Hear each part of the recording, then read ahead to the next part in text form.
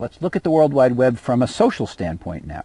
So I'll introduce you to a kind of philosophy that I use commonly in this class, and that's to say that if you want to understand a new technology, look at it in terms of the things that human beings have been doing since time began. Because we're doing the same things we've been doing since time began, we'll be doing them until time ends. That's just kind of how we are. We're people.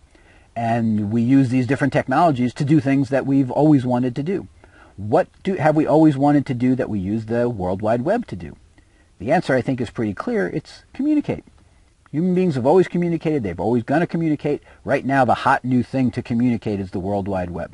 Right? That's a big deal. We can do a lot of communication on there. Before, it was other media. After, it'll be other media still. So the World Wide Web is a communication media. If you want to understand communication, if you want to understand the World Wide Web, think about communication. What's communication? Well, some people are talking. Some people are listening. There may be people responding. The same people who talk may respond. They may talk and then listen, right? All those, that's how we communicate. Very simple. And in all cases, I want you to use that simple understanding or gain a simple understanding and then use that simple understanding to pull very complicated things apart, like Facebook. Let's pull Facebook apart using those simple concepts. People speaking, people listening, and people replying or responding, right? Can you see already where I'm going with this? Look at a Facebook page. On the Facebook page, you can type in something about yourself. That's you speaking. You can reply to somebody else. That's you replying. You can simply read things that other people read or wrote and then or uploaded, and you're a listener. So those are the three things you do. You're either listening, speaking, or replying to somebody else's speech. Right? And and you can see how quickly we could use that to understand what's going on the Facebook page. We can look at all the different areas and say, okay, this is a speaking area, this is a responding area, this is a listening place, maybe, and we could maybe even suggest enhancements to Facebook based on that idea. How often do you want to speak? How often do you want to listen? What are the common patterns of speaking and listening? Should we facilitate those inside of Facebook? So we have this idea of speaking, listening, and replying as a way of understanding what's going on the web. And we'll look at lots of different technologies, and you use that same method over and over again to understand those technologies. Okay, that's A. B, we got to talk a little bit about why do we communicate at all? What's the purpose? Why, when you look at a website or when you look at any other kind of application that you look at that you can look at, what's it trying to do? What are the different things that it might be trying to elicit in you?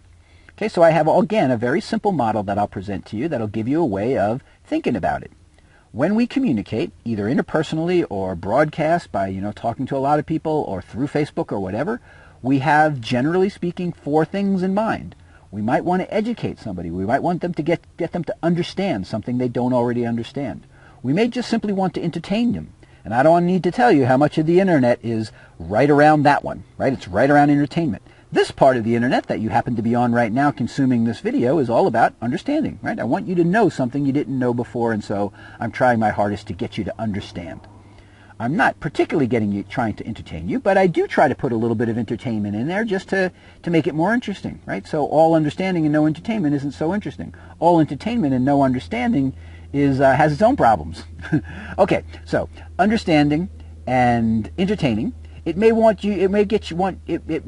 communication may be trying to get you to feel something. It may be trying to give you an emotional response, to give you some sense of awe or some sense of wonder or something like that. Something that's deeply emotional, or, and this is certainly the case in most commerce sites, and if you're smart, you'll look for this in every single site that you go to. What's it trying to get me to do?